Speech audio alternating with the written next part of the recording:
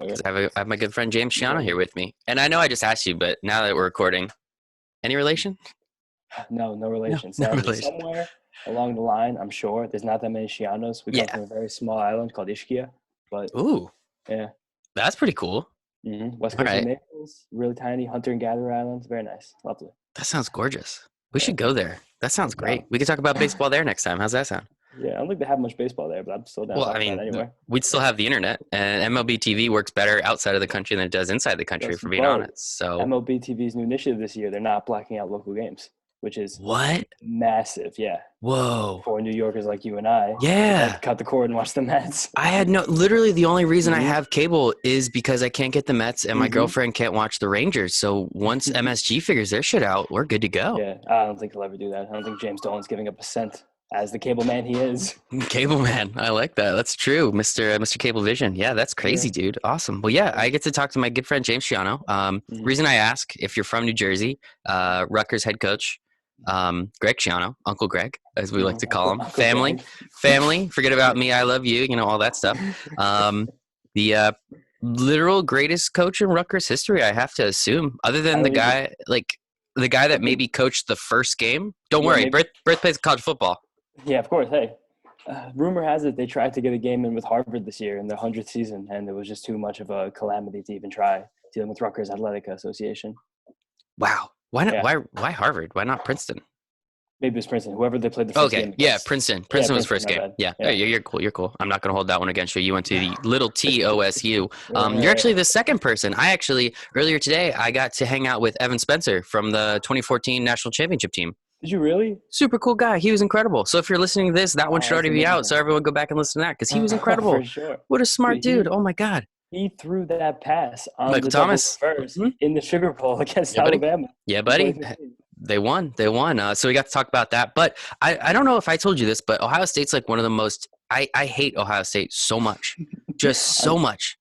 I did too before I went there. Then the second you step on campus, they like suck your brain out and install theirs right in the other ear, Love and it. that's it. That's the life. I've been to Columbus, Yeah, and it's incredible. I it's friggin' love lovely. Columbus. It's so much fun. A buddy Oh, of it's so mine cool. went there, went to school there. He lived out here, went to school there, came back for a year. He was a year older than me, so he pretty much just hung out at my college house from like Thursday to Monday every week. So we became really good friends. Eventually, he went back out, so I visited him a few times there. And what a great town! It is just awesome.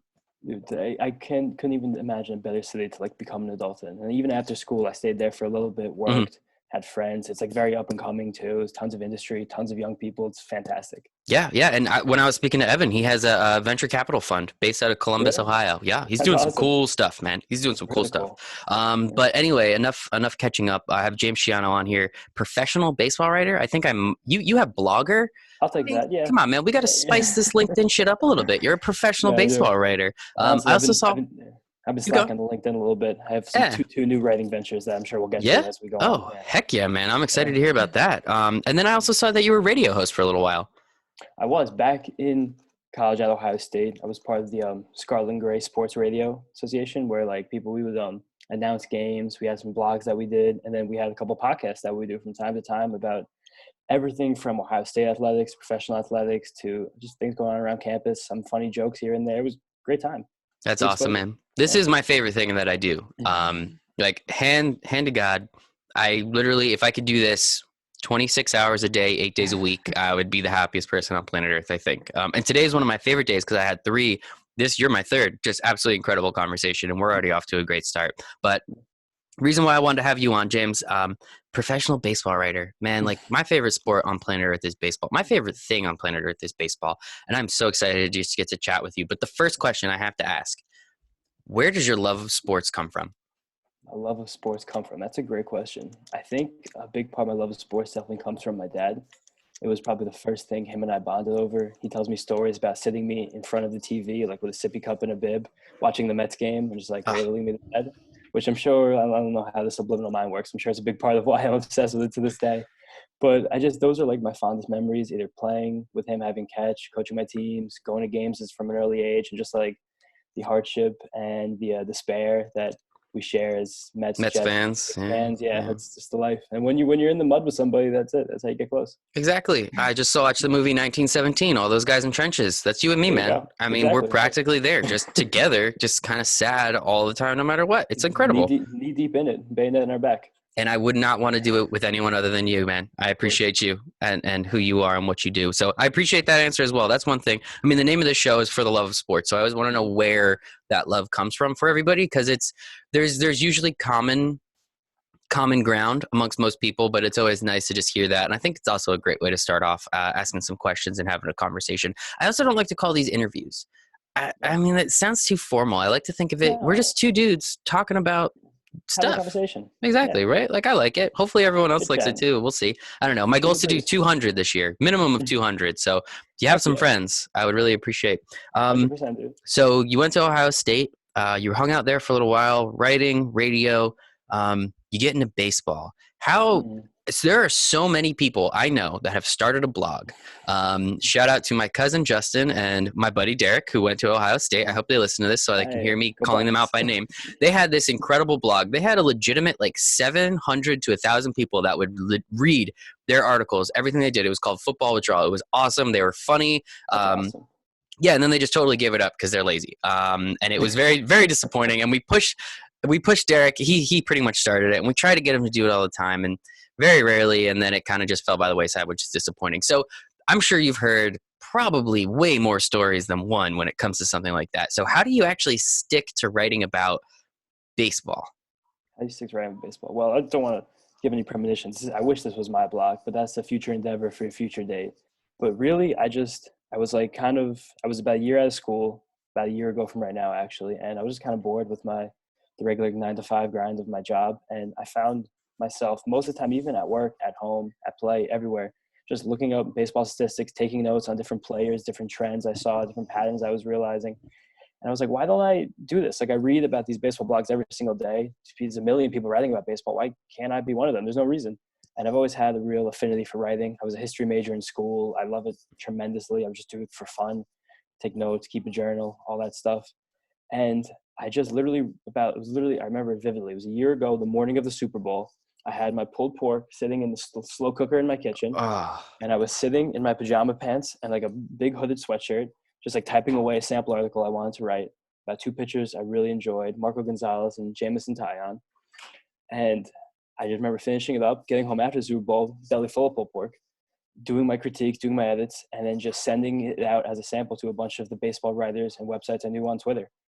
And luckily, one guy responded to me, Ray Butler from Prospect 65, who I mhm. always appreciate, gave me my first forum. And from there, I just started writing for him, talking to him, and just like building relationships in the baseball, fantasy, Twitter industry world. That's awesome, man. I love that. That is great. I mean, thanks for painting that picture too. I mean, your imagination brush Yeah, has all the colors in it. So I love that. But first off, I hope that pulled pork was great. One thing, fantastic. total aside, if you use Stewart's root beer, pour that stuff into a sweet cooker. I Yeah? do. That's my Yeah? recipe. Look at Yeah, that. There you go. 100%. You're, Yeah, you're way ahead of me, buddy. one Um, bottle of Stewart's root beer and 2 things of Sweet Baby Ray's. Classic. Oh my goodness, that sounds Yeah, incredible. so Good good. stuff. Yeah. So yeah, man, I mean, I just think it's awesome. I've read some of your stuff. Not going to sit here and tell you I've read everything, but I've definitely read some of your stuff. I think it's awesome. I think what you do is great. And it's just one of those things where it hit me, I'd say probably a little less than a year ago. Like, the coolest job you can have is being a creative. Like, if you get to do what you want and create and do and just make, and someone's going to pay you to do that. Now, maybe you're not making $1 million a year. Maybe you're only making enough to get by. But as I said before, if I could do this just enough to pay my bills, and I know that I would be able to do that, I would just do this 24 hours a day. Because it is so much fun just getting to create conversation and just have a good Yeah. time. That, I always love meeting writers. I always love meeting people that have been able to at least start that process like you have. So also a funny story about my buddy Derek. He actually was a history major as well. So Really? I'm Well, sure that's at some awesome. point you guys might have crossed paths. I'd I know Ohio love State's a to little meet big, Derek. but he's a great guy. He's a great Yeah. guy. He's going to be at my He's so wedding cool. in a couple months. So if you want to Okay, come dude, crash, like oh, congratulations. thanks, buddy. If you want to come crash my wedding, offline, I'll let you know how Yeah, how you can do that. But 100%. uh, I got a suit in the closet. It'll look great in it. oh, don't worry, we're on the beach, so you just like a nice shirt Ah, and slacks. You're tremendous. My good. Yeah. cousin had a wedding on the beach a few months ago. It was such a It's perfect. Breeze, if you got me there. This you're a writer. Um, so I guess shout out to Prospects 365. I think that's awesome. I'm pretty sure I follow that gentleman if I'm not mistaken. Yeah. On Twitter. I try to stay off Twitter because it's like the worst place on planet Earth. It's Yeah, just it is, but it's also negativity. the So, best, man. but yeah, exactly. That's the other side of it. So I guess this was only a year ago. Yeah, Like it the was Super the Bowl was in morning of, like yeah, February-ish. Yeah, yeah. first week of So February. Patriots Rams Super Bowl kind of sucked. Miserable. Patriots won. My buddy's a really big Rams fan, so RIP. But Yeah. that's incredible. If I talked to you before then, I would not have known. But I mean, I thought you've been a writer for a very long time now, so you fooled me, I guess. I mean, I technically was because I was writing for that blog at Ohio State, and it took about a year-ish off while I was like, trying to be professional and up being an adult. But that's way less fun. Yeah. What were you doing? I worked in a law firm out in Columbus that managed campaign finance accounts. So I had about 20 to 40 clients who were politicians either in Columbus, in the state of Ohio, or federally, and I kept their books. Hmm. Are they bad? Are they bad people? Some of them were not the best people. I don't want to disclose that. I don't want to Oh, disparage any of the yeah. former clients, You're but good. there were some folks out there seeing what the money that people spent on the things that they spent it on, and this was money that was contributed to them by people who wanted their campaigns to succeed. It was really horrifying to watch. Yeah, that doesn't surprise me. I hate politics, but that is what it is. So you then reach out to what's his name? I know Prospects 365. Mm-hmm. Ray Butler. Ray Butler. Ray Butler. Okay. You reach out to him and he gives you a forum. What exactly does that mean? And did he pretty much just say, "Here you go, figure it out," or what was that like? So if you can tell based on the name of the website, Prospects 365, he specializes in minor league baseball, and that's a whole nother section of baseball Twitter that's really jumping fast, prospects Twitter. And it's all about finding the next best thing. And there's so much hype around every single one of these kids. And it's like the amount of information surrounding them is growing so quickly. So that's really where his website wants to go. I had like a short conversation with him beforehand that I'll write about prospects as much as you want or need, but I would like to write just about baseball. That's more of my lane. And anything about major league level, minor league level, things I see, ways I feel. I had like that, and then he was okay with it. He's like, "Yeah, it's fine. I don't care. I just want more people to read my stuff and your stuff and our stuff." And I That's appreciate awesome. him for that. Yeah. Yeah, and he just pretty much just gave you a spot and let you roll with it. Mm-hmm. That's right. And so you start out with minor league baseball. So I have a couple questions. I actually wrote minor league baseball down for a few reasons that I definitely want to talk about it. First, what the hell is with the 20 to 80 scale? Like who does that? I don't get it. I mean, you mean like the pay scale? Yeah, no. The 2080, like, oh, his power is a 60 and his speed is a 70. Yeah, that's just. First off, they never use the first digit column. It's always like a round zero. Yeah. So why 20 to 80 if it really could just be like 1 to 5? I don't get it. Easily could be. I think it was just kind of something that began. A lot of baseball is changing very quickly, but a lot of it's still very antiquated. And I think the prospect grading scale is that way. And Baseball America was the first like real prospect grading form that we had. And I think they kind of just set it up and no one's ever changed it. It never made sense to me, but that is what it is. And that's just, so how do you do you go and scout games? Do you just watch film? Like what is a day in the life of Mr. James Schiano like? I mean, I never have, but I think there's a lot that can be done by scouting film of minor leaguers. It's very easy to stream minor league games on a lot of different forums, especially when you already pay for MLB TV. There's like an easy add-on you can get for that. A lot of the footage is very grainy. There's only like a few things you really need to see. Like when you watch a pitcher, you want to just see if they can throw at least 2, maybe 3 pitches at a young age, if they can locate them, type of velocity they get on them. And then a big thing, that's all the statistical stuff you want to look at. And then you want to see a pitcher's composure, the way he handles himself on a mound, the way he handles himself when things don't go properly, the way he acts when guys are on base, high leverage situations. I feel like that's key. And in hitting, you really just want to look at the way, because again, hitting, there's 2 ways to scout, like eye test wise and statistical wise. And there's so many stats we have now that you know almost every single thing about a player before he even gets near the major leagues. You have the speed he hits the ball, the speed he runs, the velocity he throws it. And you just really want to make sure, me personally, that he has a swing that translates. Because the pitches are going to get faster and the breaks are going to get larger as you get to the major leagues. You want to make sure there's not a lot of herky-jerky motions, besides for a guy like Hunter Pence. He'll slip through the cracks every 5-10 years. And you just want to see that he's smooth and he's fluid and he's projectable. And then kind of go from there and see how they do with the levels they increase with. So how much scouting? So you said you don't really do too much scouting, or The only scouting I do is personally for my own dynasty baseball leagues. I It's love. just We'll get there. We'll get there. I promise. I'll promise. So what exactly all are you writing about when it's minor league baseball? Is it more like headline topics? Is it? I mean, it's Prospects 365, so I'm assuming you're writing yeah. about these minor leaguers. What exactly It's a are you lot about talking about? just things you notice, man. Like you want like if something catches your eye and then you kind of dig deeper and find that something that could be real, you get more into it. Like yeah, the Arizona Fall League happens every single year through September, October, and sometimes parts of November, right? I've been there. It's awesome. Really? It's Oh, that so seems awesome, great, dude. dude. It is so awesome. Like, amazing. So basically, every single year, that's a way that like the top prospects kind of coalesce in the country, and it's kind of a better way to judge them because it really gives a higher concentration to the competition. And it's also a place where we have a lot more data than in most minor league ballparks. Like that's where Statcast and TrackMan can bring in things like pitchers' RPMs, hitters' exit velocities, and you can get kind of a better understanding what happens. So just like for an example, I gave like a little statistical roundup of things I noticed from watching the Arizona Fall League this year. I highlighted 5 players who I liked and things I liked about them and what I thought they were going to be like in the future. I just said Assad. Hmm. Uh, yeah. I mean, that's pretty easy. That Yeah, sounds right. like a Awesome. lot And of fun, dude. it's just honestly cool. Like Yeah. it's just kind of fun, like evaluating talent and seeing baseball players. And it just kind of feels good when like you pick out a guy from a lineup and like 4 years later, this guy's in the major leagues performing at a high level. You're like, Hmm. it's my guy. I'm proud of Yeah, him. Like, hey, I great. did that. Yeah. That was me. Yeah. It was me. That was James Yeah. Schiano right I there. did That it. guy, he read Yeah. my article and he appreciated what I said. It gave him the motivation and the inspiration he needed that day. Mm-hmm. That's Yeah, I too mean, funny, man. it's great. And then, so I mean, so you do a lot of you do some writing for Prospect 63. Mhm. How much writing goes into writing? Like, how many articles a week are you expected? How many, is it? How much clickbait do you have to throw out there on the line to get people hooked? See, I'm never gonna throw clickbait out there to get Thank you. people I hooked. hate Again, clickbait so yeah. much. It's the worst. If it It gets was, me. if it I know was, it's there yeah. too. It gets me, but it is what it is. These little tabs on the side of Google. It's like these 5 prospects are gonna be all stars in 2 years. Like, I have to read. I have to I find need out. to. I need to know. Yeah.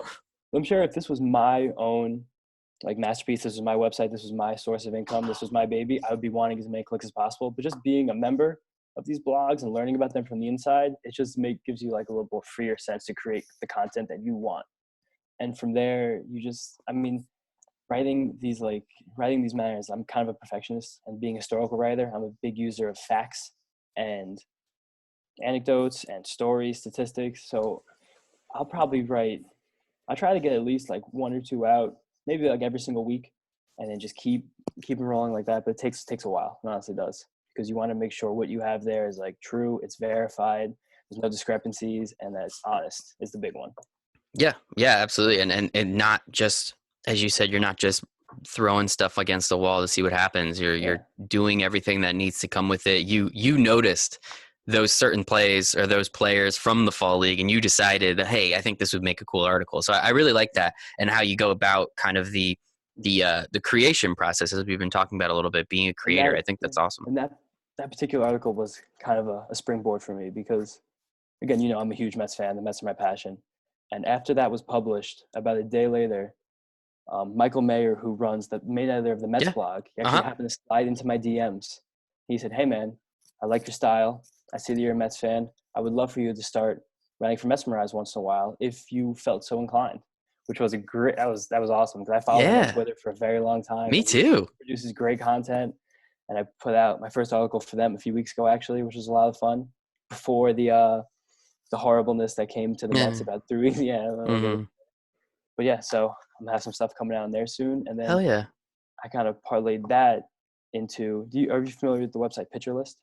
I'm not.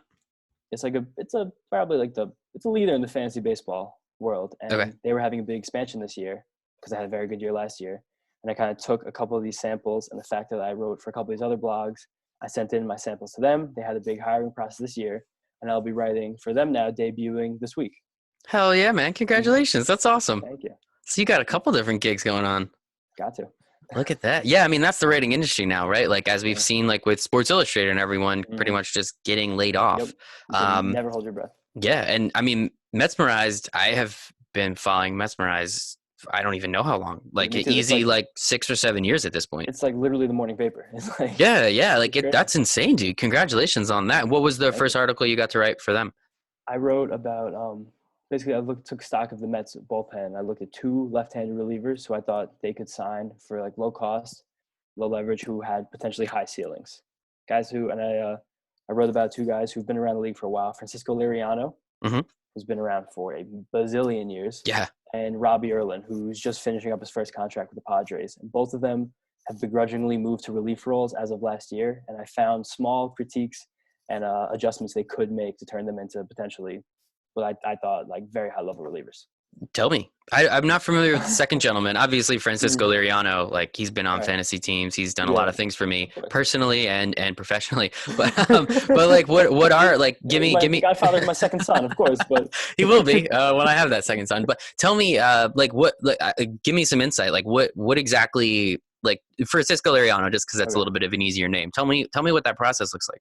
So basically, I saw he became a full-time reliever last year, and he was an active free agent right now. I look at the statistics from last season. He did okay. He had an ERA in the mid-threes. He was really good at limiting hard contact. He was very bad at striking people out and missing bats. Like his K rate was below 15%, which is incredibly low for a reliever. And his whiff rate was also below 20%, which is just if you're a relief pitcher, your goal is to get onto the mound and off it as quickly as possible. And it's not going to happen the more guys put the ball in play. And I dug deeper into his profile and realized he had two pitches that were incredibly good at both striking people out and getting whiffs, his slider and his changeup. But he threw them combined far less than he threw his fastball and his sinker, which were getting routinely hit incredibly hard. So I basically had a bunch of charts and graphs and visualizations that came to the conclusion that a guy like Liriano, and this is true for guys across baseball, it's kind of the revolution happening that he should throw breaking balls a lot more, that if he were to redefine his repertoire and kind of focus on the slider and the changeup and be able to throw them for strikes consistently early in the count, he could I'm not going to say easily, but it's very realistic he could take a step forward and have a whole new level that he can take his career with.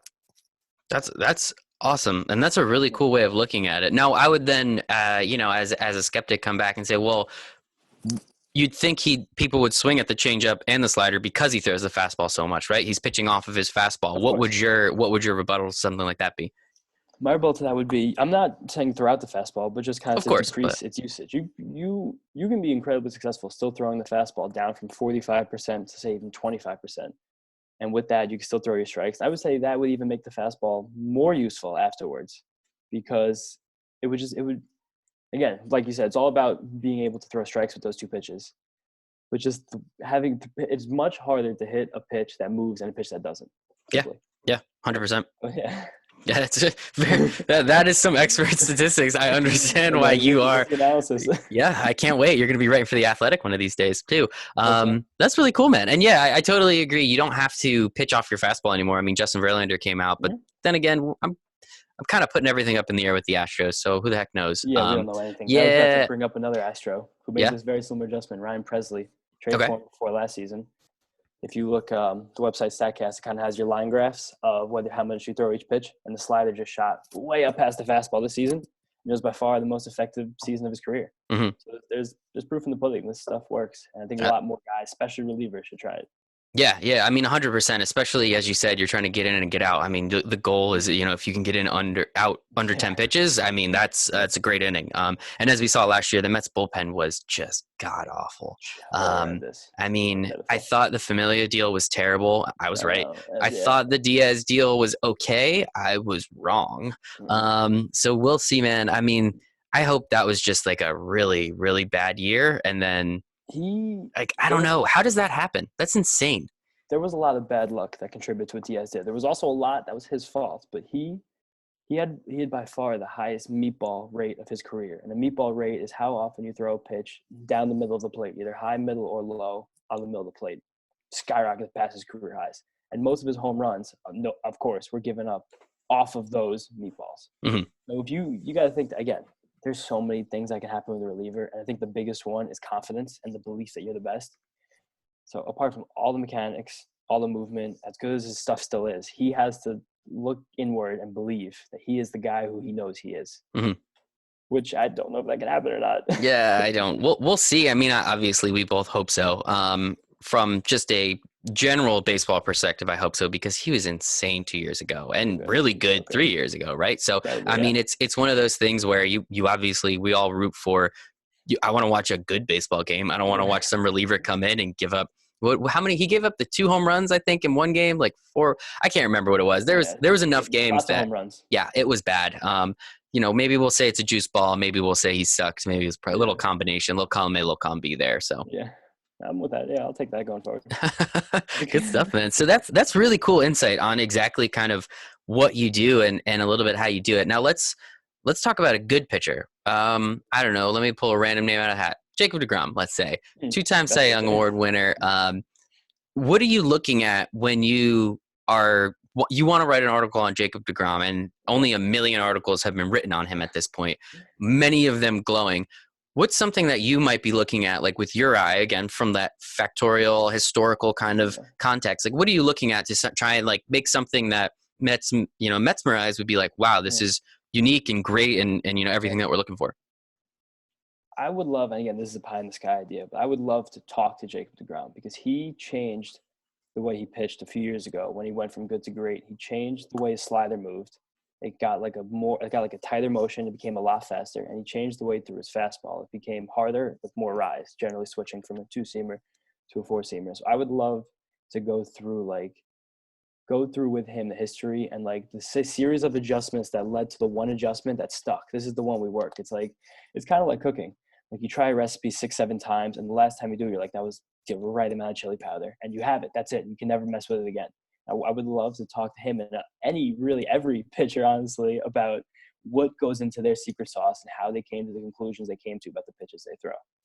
I know a guy who knows Jacob deGrom relatively well, so we might be able to do something here. That would be pretty darn cool. But you make a great point. I put chili powder in my pasta today, and it was good, not great. And I'm sure there's something I can do to kind of spice it up a little bit. No pun intended, actually. That's funny. But no, I get that, and that would be it. I'd read that article. And I kind of wish that you'd capture it on video so that I can watch it, and then you could rip that audio, and then I can listen to it in podcast form as well. So just throwing some ideas out there, man. That'd be great, man. Just gotta create. So then with do you want to talk about the Astros or you want to talk about the Mets some more? Let's talk about the Astros. Let's switch it. Yeah, because the Astros lead to the Mets. I'd love to. Yeah, exactly. That's a great point. Yeah. So the Astros, one thing, I mean, obviously we know everything that's happened with the sign stealing. And I mean, I don't want to belabor that too much. It is ridiculous. If they were wearing like buzzers, that's insane. But over the top. One thing that I love about this, being in the New York City area, listening to the Michael Kay show occasionally and the fan occasionally, listening to salty Yankee fans about 2017, I think they would have won too, but you can't just claim that, like, I think they would have won, but you can't just be like, they have to strip it because the Yankees were going to win. It's like, you didn't even win the ALCS, man. Like, wait until we get to the World Series. You never know. But what's your hot take on all this stuff? My hot take on all this stuff, I have more than one actually, so I'll get down. So one hot take, just the fact, I think it was very predominant, the timing of when they released the results of this investigation. The fact that it happened 3 hours before the college football national championship game. Oh my God, I thought was incredibly peculiar.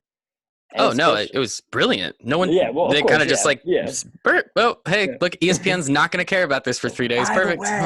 Yeah, right, exactly. The Astros were cheating for years. But that happening, and then Jim Crane immediately canning both of his guys, it seems like, and Jim Crane's a businessman before anything else. We know that. He spent decades at the McKinsey consulting firm. The guy's cutthroat. He knows what he's doing. I'm sure he knows how to strike a deal. I'm sure that there was a conversation between him, Rod Manfred, and each of their legal teams about what was going to happen, how it was going to happen. Because at the end of the day, losing your first and second round draft picks is pretty serious. With a team like the Astros, who drafts at the end of the first round every single year, that's not that bad. There was no penalty for their international player pool, which is how you develop prospects and create a strong or deep organization these days. And $5 million to the guy is nothing. That's insane. Mm-hmm. That's like you or me getting fined $7. Like, it's not going to happen. That's like one less trip. It's okay. I won't put that addition on my mountain house this year. Like, rounding error in his accounting book this year. Exactly. Yeah, I mean, it's crazy. You make a good point. I mean, first and second 2 years in a row, that will do something to your farm system. No, of course, it'll do something. You'll get a shot at a guy who has a better chance of being better. But the way the Astros develop players, like a lot of the guys in their team, these aren't first, second round picks. They have a machine working inside the organization that turns very average prospects, takes the thing they do best, and makes them great. Losing a first, second round pick it's just not going to be the end of the world for them. It really isn't. I mean, I know one thing that everyone was shouting for was to try and make sure it hurt them for the 2020 season, so that way they could lose. They can't win as many games. But Which there's it did. only This hurt them. Losing their manager and general oh, manager absolutely. a month before pitchers and catchers will absolutely hurt. And I think Hinch was on the better end of managers. I think Lunhow was the cream of the crop of general managers. I think we'll probably see one, if not both of them, resurface at some point in the future, being a special consultant to the traveling secretary or something. But it definitely is going to hurt them this year. Yeah, and that's a great point. Losing your manager, obviously. I mean, AJ Hinch knew all those guys. He's been there for I think 5 years at this point, so the dude knew what he was doing. But I mean, well, the way with baseball managers now, it's the front office that tells you everything, Exactly. right? So like, can you find someone that connects to players? That's I mean, going to the Mets. I mean, look, they hired their quality control coach or whatever because he had a great relationship with the players. The front office is going to tell them what to do anyway. So I mean, like. One more comment about the Astros. Yeah. Absolutely switch to the Mets. It's another big thing. They fired their general manager, and if people are already forgetting because third most important scandalous offseason for the Astros. But back in October, they had to fire their assistant general manager after that horrible situation, that horrible, despicable thing he said to the woman reporter after the Yankee game.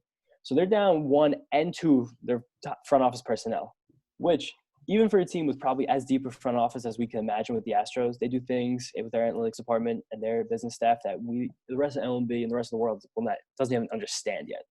But it's still very important that now they're down to the top 2 guys instead of their top 1. That's a great point. That is a great point. Yeah, that guy. I'm going to throw the word scumbag out there. So I apologize to anyone listening. But yeah, that guy's a bad person, and really that's bad person. Yeah, and that's. But again, you're smart. Again, he'll probably resurface. He'll be back exactly. He almost is lucky that happened to him because he was now not named in any of these cheating reports, and he'll be able to resurface scot-free, which is honestly really messed up. It is, but I mean, like you just equate it to football. Like if you can play, you're gonna play, right? Like if you're good enough, the talent's there. Someone's gonna take a chance on you. I mean, Antonio Brown, all this stuff's coming about him. The guy is clearly unhinged, and it finally 100%. Took like 18 different things for people to be like, you know what, maybe we shouldn't have him being in the NFL anymore. It's ridiculous. Similar analogy to this is the Kareem Hunt situation. Kareem Hunt was a 3rd-round pick by the Chiefs, locked into a 4-year contract making no money. He was cut before the second year of his contract was up.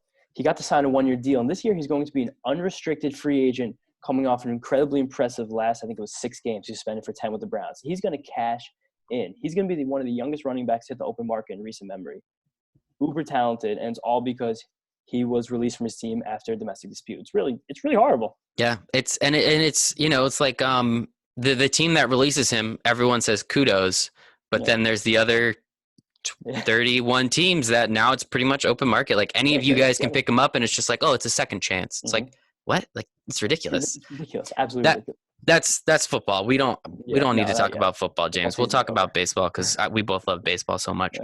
So with the Astros, obviously with the Red Sox and everything that's going on, how do you think, and just because we're Mets fans, do you think Carlos Beltran maybe did some stuff when he was with the Yankees at all? I don't know. Maybe. I really think that he might have, and I have I was writing the article I was writing yesterday. It's going to debut in Pitcher List this Friday, the 24th. I talked about DJ LeMahieu briefly. I was talking about some of the reasons for his power resurgence last year. And DJ LeMahieu last year, again, this is going to be a real deep dive of the stat. His swing percentage at breaking balls inside the zone increased by 10%. And his overall whiff percentage against breaking balls in general did not increase or decrease at all. And his slugging percentage against breaking balls went up over 100 points. So for some reason, when they were breaking balls inside the zone, DJ LeMahieu was really, really good at hitting them. I'm going to leave it at that. I don't know anything else that could happen from that. That's awesome. Really good at it. That is, and this is why I love baseball, because we know everything. He's 31 years old. That's not how baseball works, man. We all know that. And there was a juice baseball, but for some reason last year, he had a power surge against breaking balls like nothing has ever even been close to happening in his career. And he was in Colorado, which exactly the air was juiced there. Yeah. So and again, Yankee Stadium is not the Polo Grounds. Absolutely. Great reference. Yes, absolutely. Oh man, remember when the Mets? I think every year the Mets play in Yankee Stadium, and like one of those games they score 10 runs, have like 8 home runs or whatever it is, and I'm always just like, why can't we have this? Why can't we have nice things, James? Yeah. Never can. That's what And we never can. That's just, again, we're in the trenches. We're there together. Band of brothers. Let's get it. So then, yeah, let's talk about the Mets a little bit. So the Astros, a little bit of a fallout. Some dumb people did some. Oh, wait, no, I want to go back to the Astros for a second. So they're pitchers. So they're hitters. We know, okay, we kind of understand. I think they're great and they're talented, but we kind of know what's going on. They were stealing signs, yada, yada, yada. Absolutely. How can they take Charlie Morton and turn him into a perennial all-star, almost a Cy Young winner? Garrett Cole, always good. He had like one phenomenal year, always good. All of a sudden, he's the greatest pitcher on planet Earth. Justin Verlander on the brink of death. And Mr. Kate Upton, may I say, I love Justin Verlander, but what's going on, man? Like, that's insane that they can just take pretty much anybody and be like, here you go, throw your curveball more. It's like, well, why doesn't everybody do that? What's going on, man? I don't get it. That's the basis of this question. Why doesn't everybody do that? And I want to say one thing. All those guys are eerily quiet about all the stuff going on. That's one point. Did you see the article that came out today? About what? The Astros they gained immunity. They didn't have to talk. Oh, yeah. Article. Yeah. Tremendous. So that's why they're quiet. They don't have to talk. But again, and then they basically use a technicality, just pin it all on the staff. Which, I mean, the Major League Baseball Players Association is the strongest in all sports, which is not saying much, but it is. And they knew that. Also, there's no uniform way to suspend these guys. Like, that article used the Marwin Gonzalez reference. Like, how can you suspend a guy and hurt another team's chances just because they signed him after a cheating scandal? Like, that's messed up. It's not fair to the Minnesota Twins. Mm-hmm. It's weird. But Charlie Morton is one of my favorite success stories, like, in the history of baseball. I love that guy from the time he was on the Pirates, like, pumping 93 with sink. And they were like, wow, this guy's good stuff. Why can't he figure it out? They literally just told him to move his fingers from here, like, to here. And that created four-seam action. To like throw it way harder. We're going to make you throw way less innings, way less pitches. We really don't care if you throw 120 pitches, go 7 innings. Just get out there and pump them. And that's exactly what he did. That rising four-seam fastball that would play off his 12-6. There's no better pitch combination in baseball than those two. And they just like, these are your best two. Throw them as much as you possibly can. He was like, that's a fantastic idea. I'm going to do that and make more money than I ever imagined. Yep, and then sign the biggest free agent contract in Tampa Bay Rays history. Look at that. Yeah, it's like 2 years, $40 million. Yeah, it was like, something ridiculous. But I think last year he was like something like 15% of their entire salary. I'm looking for the word. Requirement? Nah. Payroll, whatever. Yeah, whatever. Like almost salary cap. Payroll. Yep, and it's insane. It's good, but like my question to you is, how do we know they're not doing something with pitchers too? Like, obviously he moves somewhere else and he stays good. Like, again, he was top 5 and I think top 3 maybe even for Cy Young in the AL. But like he was third actually, because I think it was Cole, Cole, whichever one was first, and then Morton was third. It's like 3 Astros again. But like again, like how? So we know their hitters were doing something the whole time. How do we know their pitchers are staying clean too? We kind of know they are, and we also kind of know every baseball team is. If you ever listen to one of my favorite baseball players, Trevor Bauer, everyone has goo. Every team has and produces their own goo as discreetly or not discreetly as possible. They get it on their gloves, get it on their hats, get it on their back pockets, and they use it to generate more RPMs with the balls they throw. And they might just have the best one. Like, but at the end of the day, like, I think there's real randomness about it, but they have the best player development staff, they have the best scouting team, they have the best analytics department. I'm sure they would develop the best goo with the best. Like, that's the end of the day. I mean, it's that easy. They love goo and they're great at it. That is pretty awesome. And yeah, I mean, same thing. Like the Tampa Bay Rays to me are just the super cheap, super not expensive Houston Astros. Like, that's all it is. Like, they have no money and they so much more impressive. I totally agree. Everything they do. It's amazing. And I love watching them play. I mean, it's kind of boring because there's zero crowd there. So there's no noise and yada, yada. But like, it's so much fun watching. And when the Mets had the opportunity to hire Chaim Bloom instead of Brody Van Wagenen, I was like, dude, they have to do it. Just think, like, what if you gave a Tampa Bay Rays executive 4 times the amount of salary that he could work with? What do you think he could do at that point? And now he's going to do exactly what Andrew Freeman did for the Dodgers. Yep, and exactly every single year. Let's see what Farhan Zahidi does with the Giants. Same thing. And like, now let's see what Chaim does with the Red Sox. Like, it's all the same thing, and it's so frustrating that we got Brody Van Wagenen. Dude, Chaim Bloom is everything I strive to be in the world. Chaim Bloom I think he went to either Yale or Brown. He went to one of them in the classics. That was his major, and he learned statistical analysis on the side. He he got his first article published by Baseball Prospectus in the 90s. He wrote a statistical analysis of whether Alex Rodriguez's potential contract would be worth it before he was ever a free agent in like 2001. Whoa. He, from there, took an internship with the Rays his second year out of college for almost no money and literally worked his way up in that organization to become the president of baseball operations. He published a booklet detailing what he wanted the Rays player development system to look like, called the Rays Way, which you cannot get online because I have tried. I was just about to ask. I have looked far and wide, high and low. It's nowhere. But he is the epitome of what the people in my industry, I think, want. Because you want to prove to an organization, to a team, that you have a brain that can help this team become better. And that's really all this is all about. And he took it the highest level. He got back up to his boyhood favorite team, the Red Sox. He's going to bring them back from the depths. That's awesome, man. One of the most talented rosters in baseball. But I was going to say, back from 90 wins. Oh, no, anything but that. Back from his owners wanting to shed money. Yeah. Oh, God. But, I mean, I was so pissed when the Mets didn't hire him because I know, New York media sucks. So everyone's like, oh, you're going to be pretty much throwing a white flag, yada, yada. Like, you don't want to spend money. Like, no, it just means you're going to spend money so much better than giving, Jed Lowry a 2-year, $20 million contract. A very obviously bad contract. Paying the back half of Robinson Cano's contract, his twilight years, $25 million a season. Twilight years, dude. It's been dusk. It's already dusk, man. You can't see anymore. Oh, goodness. But it is what it is. But, I love him, watching what he does. I'm not a Red Sox fan. I actually hate the Red Sox. I just hate them less than I hate the Yankees. So I pretty much root for them until the Yankees are out. So I've always liked the Red Sox. The enemy of my enemy is my friend. Exactly. Same thing, but they've gotten kind of pompous. I also hate Boston now with all the Titletown BS, and I got over that pretty quickly.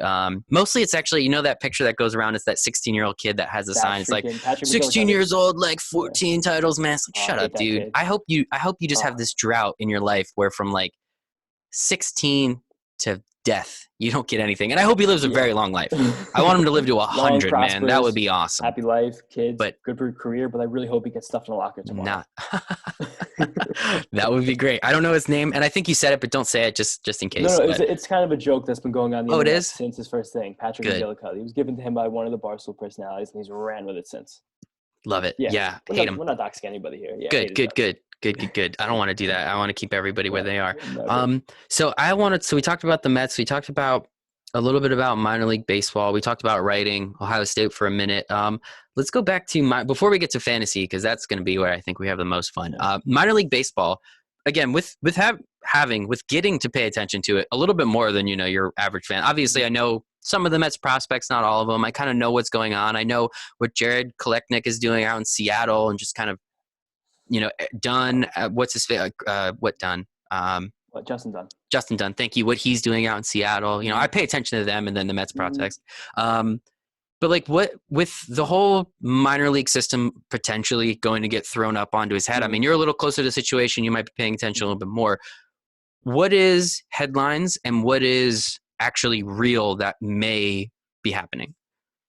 I think whenever you see a statistical projection that isn't numbers based, it's headlines. It's clickbait, trying to get you to do something. Whenever you see anything with like a thumbnail with exclamation points, it is clickbait. You probably shouldn't click on it and read it. You could read it, but don't take it as everything needs to be in the world. I think everything that happens in the prospect world should be taken with a grain of salt. Mm-hmm. Because as what happens with prospects in every single sport, especially baseball, there's such a high level of variance at every single level. It's like for every single Ronald Acuna, like there's a lastings millage. And you have to understand that when you're evaluating these kids. Yeah, no. Lastings millage. Oh, man. Taking me back, man. Oh, that's great. Guy, he came up and hit 2 home runs. We were like, all-star, superstar. Print the jerseys. That's Mets fans, though. I mean. But every fan base has their guys like that. Like, I remember when Alex Gordon came up with the Royals. He was like the best thing since sliced bread. And he had bad season. Got sent back down to the minors. People completely wrote the guy off. And suddenly he has a great 10-year career. A guy like Brian Buxton reminds me of that too. Buxton was supposed to be a superstar, the best to ever do it. Ken Griffey Jr., the second coming. And he was just not that good. And people have completely written him off. And now he sits here, 26 years old. He's made incredible gains in his game. And he's going to be probably an all-star for years to come. And everyone kind of just forgot about him because he's not the hot thing anymore. Yeah, absolutely. That's the problem with prospects Twitter. And the way people interact with prospects is just exactly. It's a lot of hype. It's, as you said, a lot of projection and a lot of just kind of a lot of hope. Us as Mets Yeah. fans, that's all we're looking for is hope. I mean, Yeah. look at, what was it, 2-3 years ago? Gleyber Torres was the number 2 prospect or the number 1 prospect. Med Rosario was the number 1 prospect or the number 2 prospect. Well, I mean, Yeah. it's quite clear who's better. I don't mind Med Rosario, but he was supposed to be a defensive wizard, and he has more errors Yeah. than anybody I can think of off the top of my head. That's another He can't major hit problem the with the way. ball. Yeah. He started to be able to figure out how to hit singles this year, which is cool, and a couple Yeah. doubles. But I mean, Gleyber Torres almost hit 40 home runs, if I'm not mistaken, or he did hit 40 home runs. Like, I still love what are how we Mets. watching? I like him too, but like, what are we watching But here? that's the point I'm trying to make. Like, these people come through the minor leagues, and it's like, who is evaluating this talent? Who could possibly watch anything Med Rosario ever did and been like, he's an elite fielder? No, he's just 6'4", Dominican, and very fast. You think he's an elite fielder. It's the same thing when Conforto was coming up. People are like, guy's got a great bat, but man, he looks lost in left field. He's a fantastic left fielder. He's really above average. Absolutely. It's ridiculous. Like, these people just kind of like see a player, and this is the old way of scouting, which is kind of being, I feel like, moving away from that. But just like, you see a player, you create a profile, you look at the guy's face, which is a phrase they use in Moneyball, where the guy has a good face, which is the way they use to characterize the way scouting was done, baseball guys. But I think people just kind of harp on like the generalizations we give players, and they just kind of go from there. And once you have a grade, like you said before, these grades are antiquated as hell. Like, there's nothing behind them sometimes. And you keep a grade, they'll never even change it. If this was your grade when you were 17, now you're 21 years old, entering the major leagues, you're a completely different ball player, you're a completely different person. Like, it's crazy. Bigger, stronger, faster, the whole thing, man. I mean, never forget, Mike Trout was sent back down. Sure was. Mike Trout was sent back down.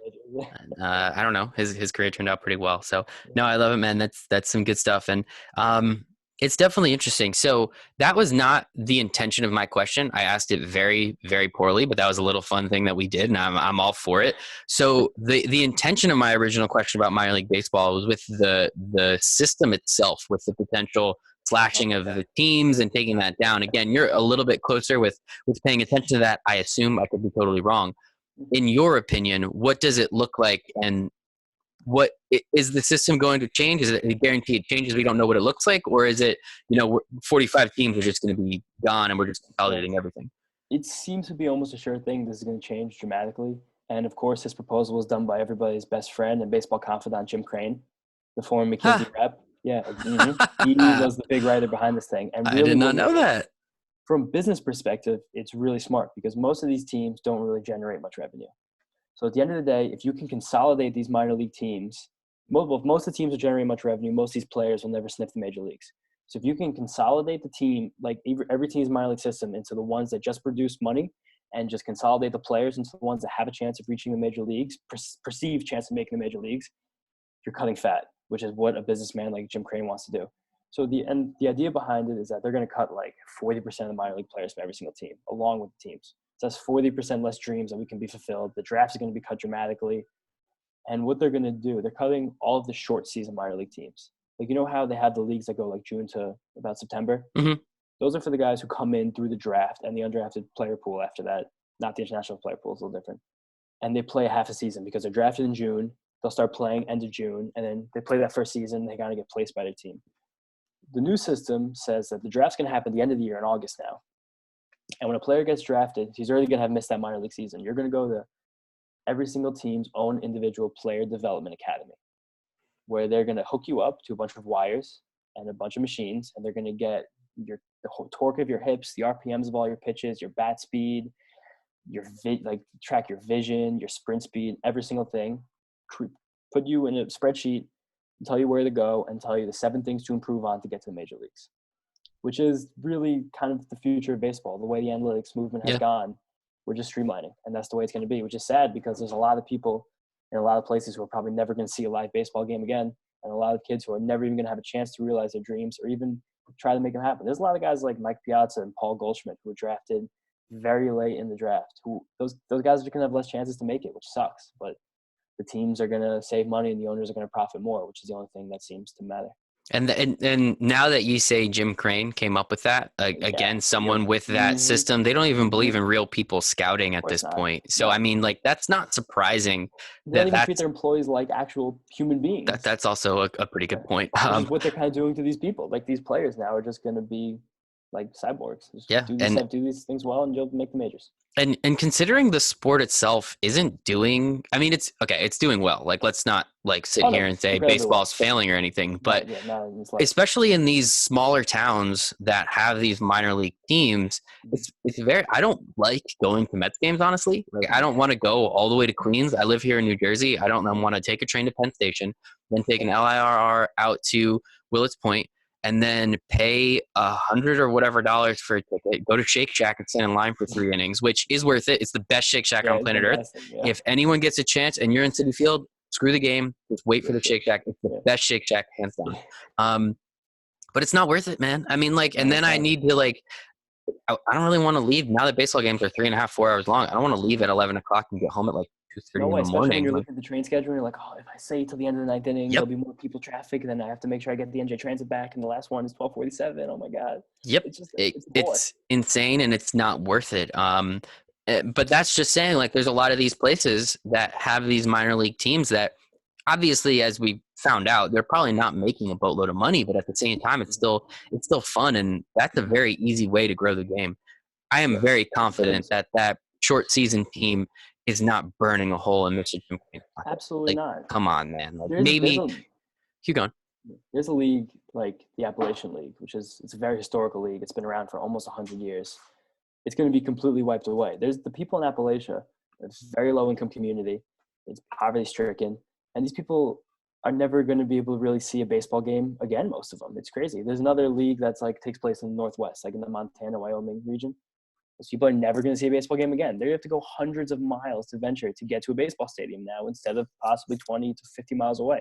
And it's just sad for those people because the minor league baseball is a really affordable way for fans to attend games and bring their kids and then grow the game. And baseball doesn't see that, or just, which is the worst part, doesn't really care about it. Yeah, I think it's they don't care about it, honestly, which is sad. Again, the baseball needs to grow its young base. I mean, what's the average baseball fan? They're like a 50-year-old white dude. Like, okay, that's not, right now that's okay. In the movie 1917, it was them. They got out of the trenches finally. Good for them. But no, I mean, it's one of those things where you need to start engaging a younger audience and bringing people. I tell all my friends, like, even if you don't like baseball, go to a baseball game. Like, have a beer, 100%. have a hot dog. You're just hanging out, BSing, watching stuff happen. Oh, there's a home run. Cool. Okay, we're just hanging out. We're having a good time. Like, there's nothing like it. On a nice summer day, man, there's nothing like it. But like, you can't. Like, if you're gonna take kids out of any opportunity in many of these places to go see a game, or you're gonna have a more expensive option nearby or a little bit further away, like, the chances that these kids are going to care about baseball when they get older it's not going to happen, man. And it's, of course, and to bring this full circle to where this conversation began, like, the whole reason, me personally, being a bit like, I'm consider myself a baseball aficionado now, like, I love it because I saw it when I was really young. Like, it's something that stuck with me, like, it helped forge relationships with, like, me and my father, me and many of my closest friends because of baseball. The less exposure you have to the game, the less chance you are to like it, the less chance you have to enjoy it. And as you get older, it's simple. Yep. And it takes a while. Like, I always liked baseball, but it took a while till, like, I could really see and understand everything that was going on, right? Like, okay, it's 1-2. He just threw him a slider down and away. He didn't swing. All right, well, what's he going to throw this time? It's the game within the game. And it's like, a good friend of mine, he made this analogy, and it's perfect. It's you're two teams playing chess against each other, and you can make the right move and it can go horribly wrong. Yeah. You can put your pawn or your queen or your rook in the right spot, but Mike Trout still might just go down on one knee and crush that thing out of the park. Like, that happens. And that's why it's so cool, because it's live chess, where just because you did the right thing doesn't mean it's going to turn out right every single time. And I love that about baseball. It's like, it's mathematic chaos. Every single thing in baseball is equated and solved to the nth degree of every single little tiny thing that could possibly happen. And then there's just a bloop that falls behind the second baseman for no good reason. Like, every single stat that you had said that should never be a hit, ever in the whole world be a hit. Like, that was a great curveball in a great spot. The guy got a bad swing on it. He got under the ball, went up in the air at an angle. The guy should have caught it, and just something happened. And Derek Jeter's stupid inside-out swing, he just roasts, but man, did it work constantly, and it's not supposed to. But hey, it did. And congratulations of all time. It was incredible. Oh no, dude. I mean, I agree, but I'm not gonna put my name behind that now.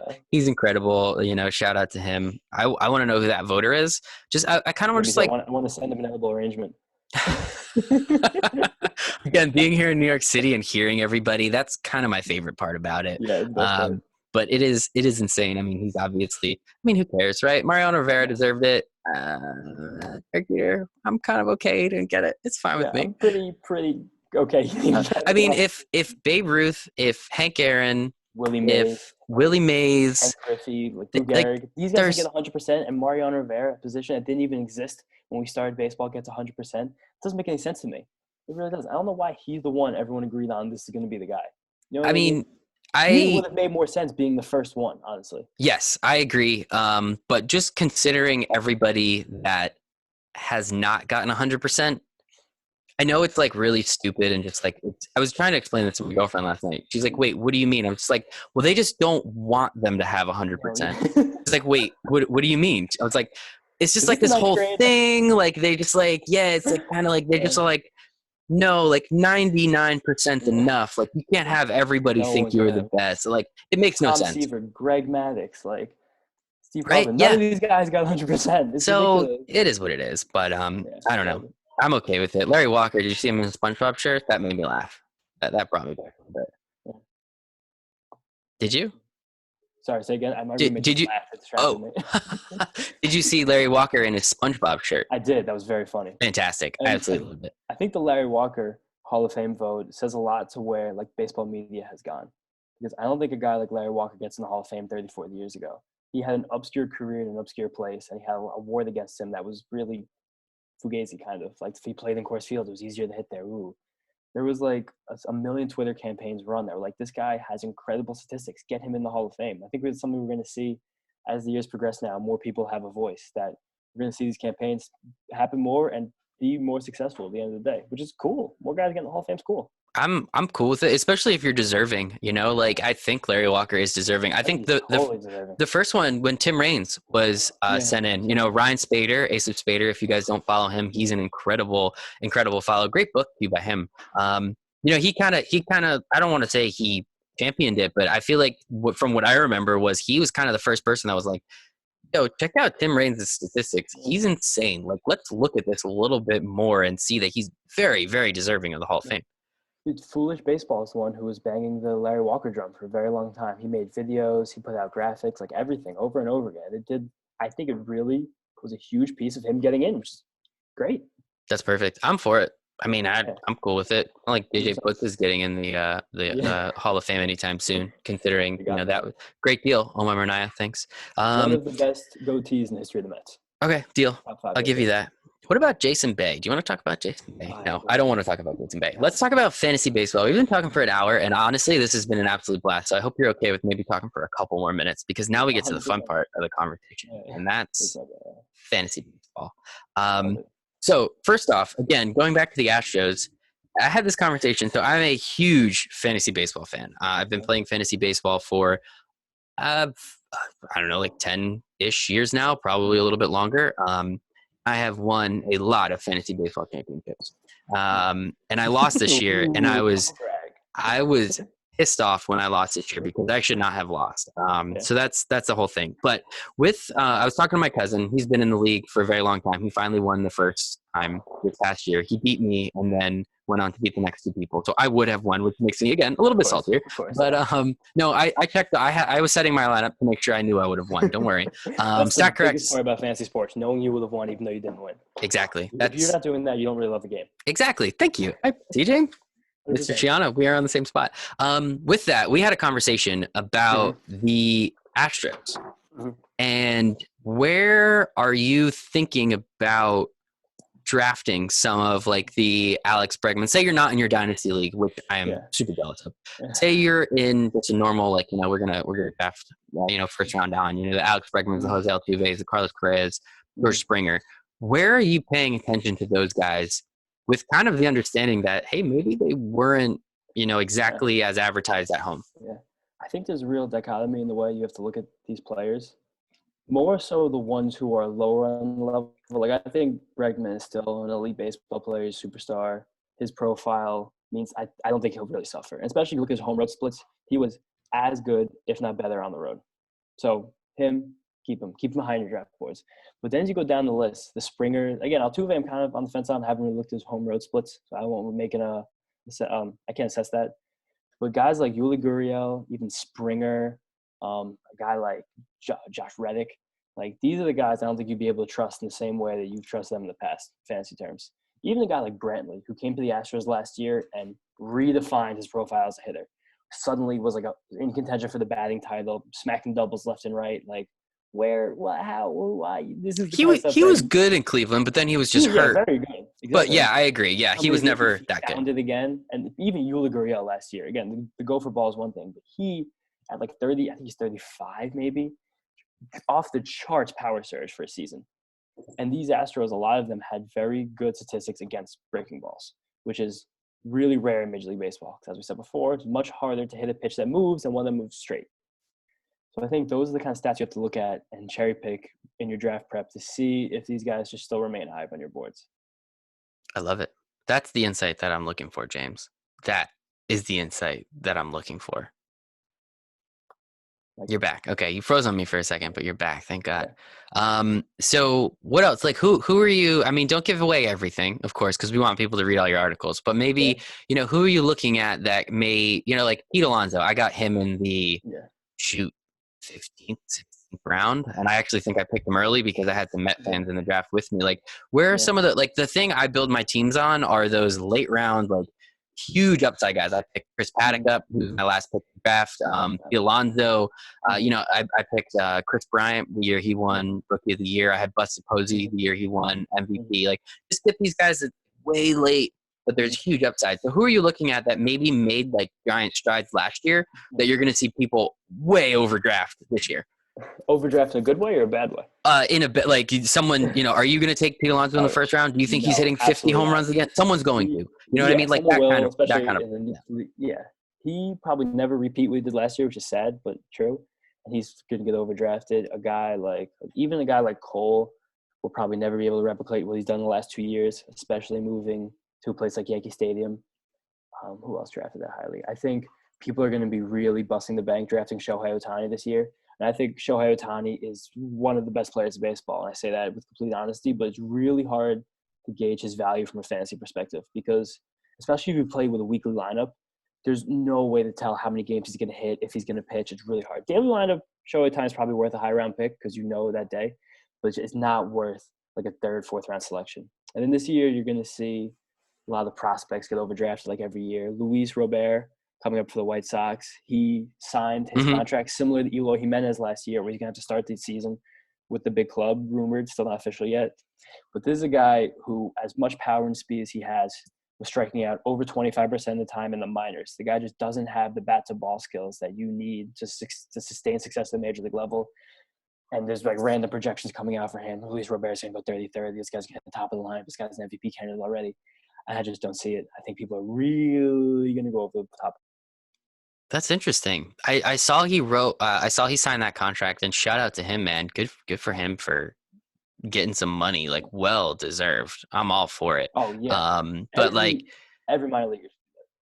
Yeah, I mean, why wouldn't you at this point? If they're going to hand you, I mean, I know Eloy Jimenez was a $50 million over 6 within a couple player options. I mean, look at Acuna.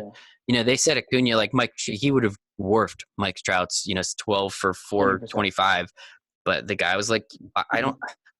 At some point, and I'm not here to put my head in someone else's pocket, but at some point it's diminishing returns, right? What if you get hurt? What if, Ken Griffey Jr., he got hurt, man, and then it kind of all went downhill when he went to Cincinnati, and it was unfortunate. That was a big aspect of the Ozzie Albies contract from last year that got ridiculed across sports for good reason. Yeah, that one was... Yeah, but he did it, I'm pretty sure, without an agent, which I would never advertise anybody to do, even though Richard Sherman's banging his drum from the mountaintop that this is the best thing to do. Don't listen. Yeah. But he had a very bad shoulder injury when he was still in the lower minor leagues. It was similar to Conforto, where he just had a swing and something popped, and he was unsure if he would ever regain the form he had. And he takes care of 2 members of his family, maybe a brother and sister, maybe a child, I don't exactly remember. So when someone offers you a life-changing amount of money, generations of wealth, to do the thing you love and never be bothered by it almost again, it's really hard to say no to that. Especially the way that MLB handles their arbitration process, where you have to submit a number with a lawyer, against your team with a lawyer. If you guys can't settle, you have the risk of going to court to argue in front of an arbitrator against your team and your players. So these are things that really can horribly affect a mental capacity of a guy. I remember Betances was very affected by the fact that the Yankees and Randy Levine were ridiculing him for a full day in court, and it affected his performance.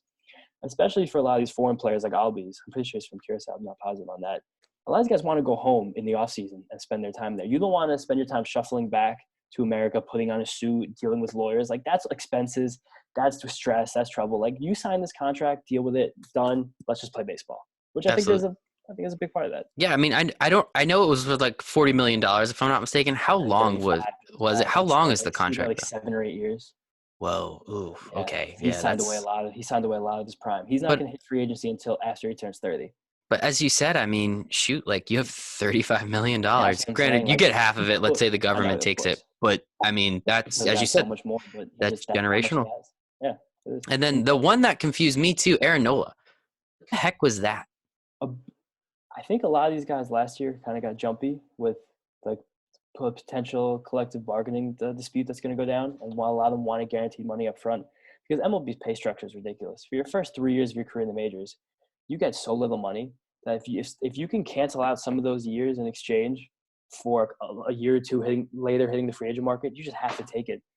Like, if you could get $5 million right now instead of potentially getting an extra $30 million later, it's kind of hard to make that decision especially when you're a pitcher. Anything go wrong at any given time. Mm-hmm. Except for Severino did the same thing.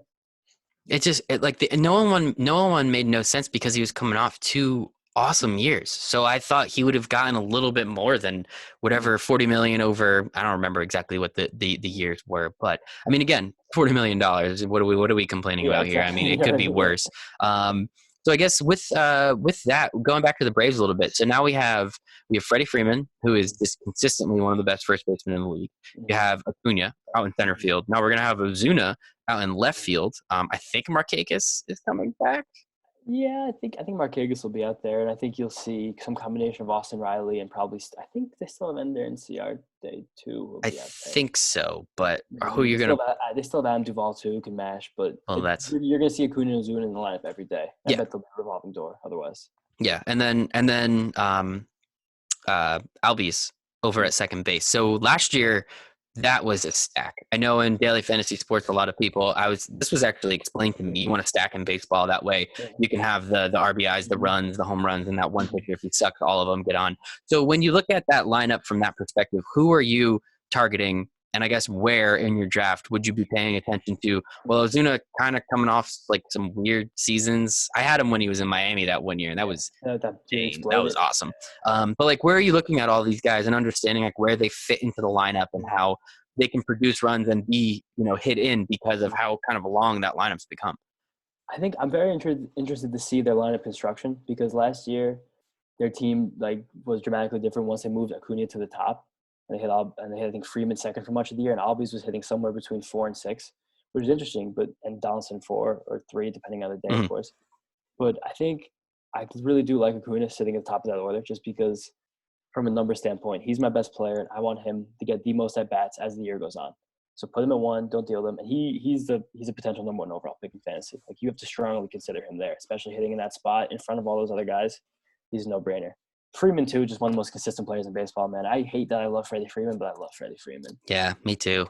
That one year that he busted his wrist and they had Matt Adams fill in, and they were playing well, and he said, I want to come back, but I'll play third because he's playing so well first, and I know I can. That's just sick, man. Yeah. That's a baseball player. That is pretty – I forgot that he did that. Yeah, that was only a couple years ago too. That was awesome. Yeah, 3-4 years. And he's an all-star first baseman, potential Gold Glove winner, MVP candidate, perennial.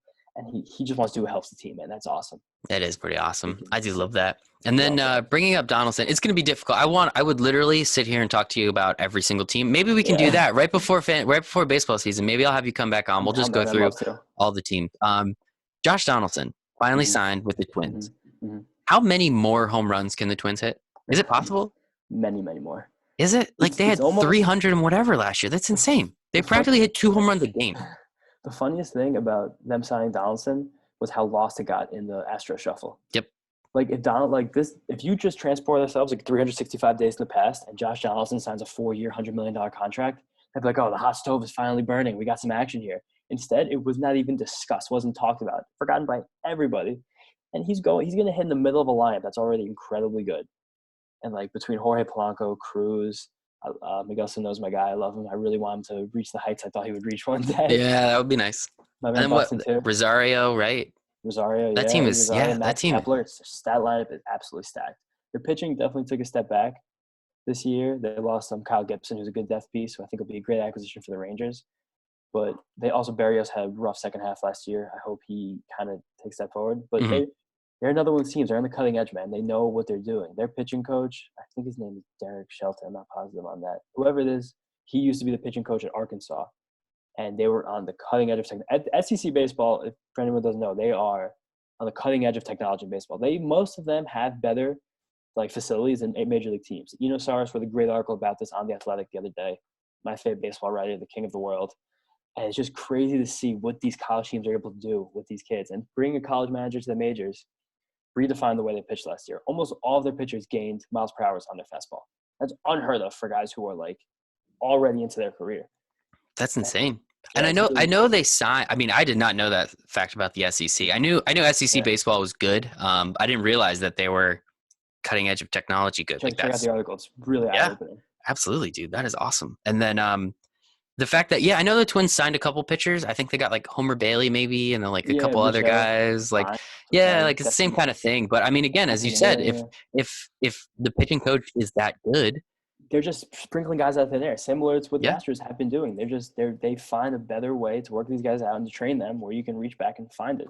Like Martin Perez, his whole career sat like 90, 91. He's a bad pitcher. For 2 months last year, he was pumping 94 and faked it as being like a number 3 starter. So where does it come from? However it happens, man. And then all we know is that they're going to get swept by the Yankees in the playoffs. So that's really all it's going to come down to. Like clockwork, man.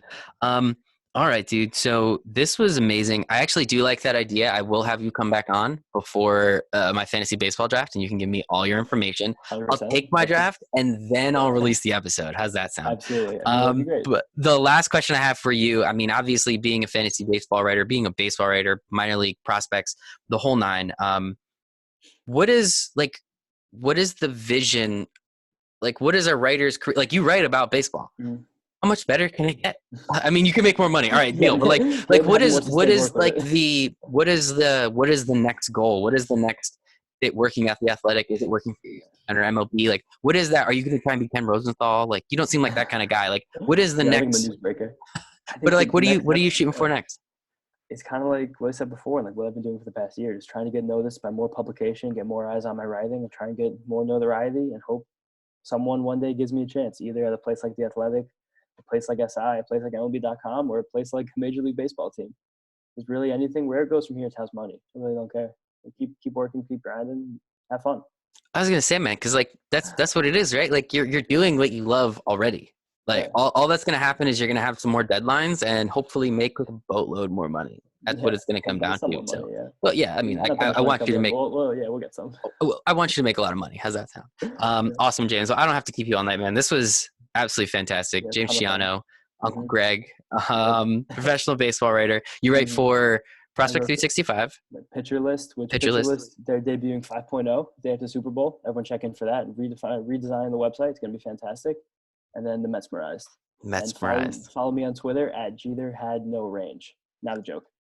Oh, buddy. Oh, my goodness. Oh, I love it. That's good shit. All right, man. Thank you so much for your time. I appreciate it. No problem. Dude. Good talking to you.